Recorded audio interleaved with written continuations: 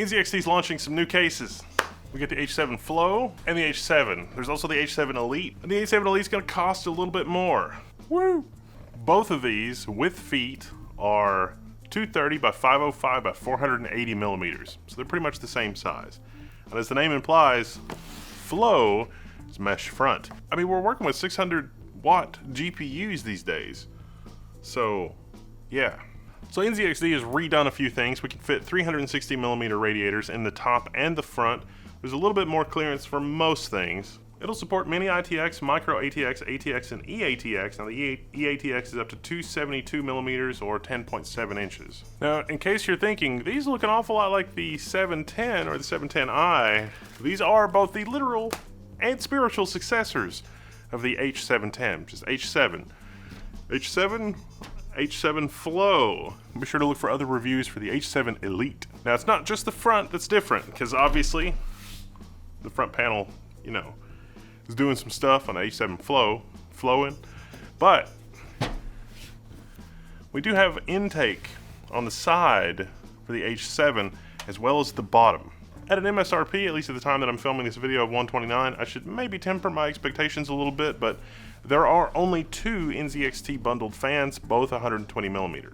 The top is removable, revealing a dust filter underneath the top, which is good if it's an intake, but immaterial if it's an exhaust. The front does not have a dust filter, which is kind of odd. There is a dust filter at the bottom, however. Now the H7 non-flow, the design of the internal chassis is basically the same. We do have a dust filter at the top. The front is removable in much the same way. No dust filter there as expected. We do have a dust filter at the bottom. There is, however, no dust filter for the side. This is pretty small holes though. It'll probably act as its own self-dust filter. Less so for the front. Now with the side panel removed, you can see that we've got some different cable routing options. NZXT has widened the cable trays, made a little bit more room for cable routing. Generally, all around improvements. You still have a slot here for mounting any kind of custom loop water cooler. Instead of a vertical GPU option in either one of these, you'll have to move up to the Elite for that. But there is a slot at the back here that you could use for an accessory or whatever. Also a GPU support brace, depending on what sort of support braces that you find or looking for. This one is the white and black, you know, two-tone.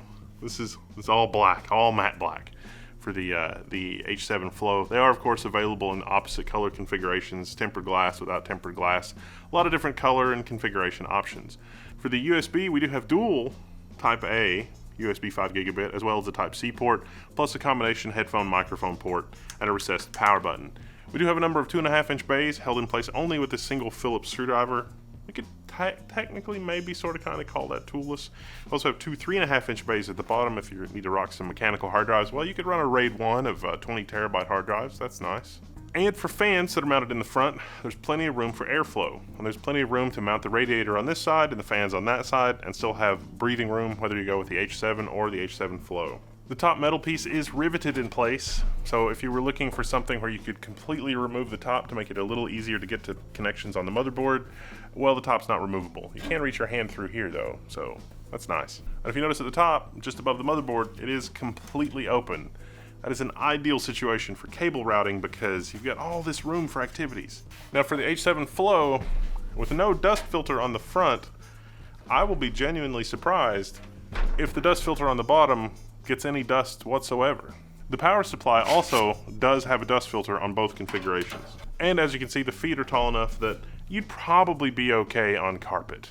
The 2.5-inch bays in the bottom are removable, so if you've got an extra long power supply, you can just ditch the 2.5-inch bays or move them around a little bit. You can mount them a little bit closer to the power supply or a little bit farther away, depending on what your needs are here. If you're rocking a 360 millimeter radiator in the front, or you just decide to mount the fans on the inside rather than the outside for better airflow. Whereas on the H7 not Flow, I do think that bottom filter is going to do a little bit more work for us because the intakes on the side are so much smaller. This is going to trap some dust, which is probably good. It kind of acts like a filter, but it's built into the case. That also means that the intake at the bottom is going to trap dust, which is a good thing. and is removable and is easy to fix. But when you want to change this filter or clean it, you're gonna have to pop the whole side off. I don't really see that as a big deal though. It really is kind of surprising the front on this doesn't have an intake. I mean, if you use the top as an intake and then force the air out the front, maybe that could work, but that's sort of, you know, warm air rises. I don't think that that's gonna be a dramatically awesome good idea in terms of configuring it that way. If you pick up one of these cases, I would definitely recommend that you pick up another 2, maybe 3 or 4 fans. This is also a case I think that's designed really with a 360 AIO in mind, because you can mount it in the top or the front. That'll come with 3 fans. You can move one of your fans to the front and then maybe one more fan at the back. You know, if you're building a system that has a 3, 4, 500 watt GPU, we are basically in like 4, 5, 6 case fan territory, except for some very specific cases that, you know, have absurdly large fans or whatever. I do like the metal construction of these. It's thick. The edges are folded, which gives it extra rigidity and gives it a little bit more resilience. The build quality on these is really good. The paint job is really good. The other little details are good. The molded plastic parts are really good, but mostly these cases are metal. The feet are on pretty solid. There's not a lot of flex in the metal of this case. There's not really anything to complain about as far as the fit and finish and actual construction goes. I definitely think NZXT has done a good job with all of those features and all of those aspects of the build. These would be great in cases to build a Threadripper system in, or a high-end Alder Lake system or anything like that, and supporting a somewhat wide range of eATX motherboards is good. If you do decide to build a Threadripper system in this, be aware that there's 7 PCIe slots. Some of the Threadripper and Threadripper Pro motherboards are a little taller than normal that will work in this case. That's another thing I think that NZXT might have missed out on. I want to try to do some more builds around that in these cases for some of those higher end builds, so look for an updated video or a comment linked below or pinned below as I sort of start to get into more of that with these cases. This has been a quick look at the H7, the H7 Flow from NZXT. Big thanks for sending them over. Not bad, good build quality, and for a certain build, for a certain aesthetic, these could be just what the doctor ordered, and the pricing's pretty good for what you get, but you're gonna need more. I'm Wendell, this is Level 1, I'm signing out. You can find me in the Level 1 forums.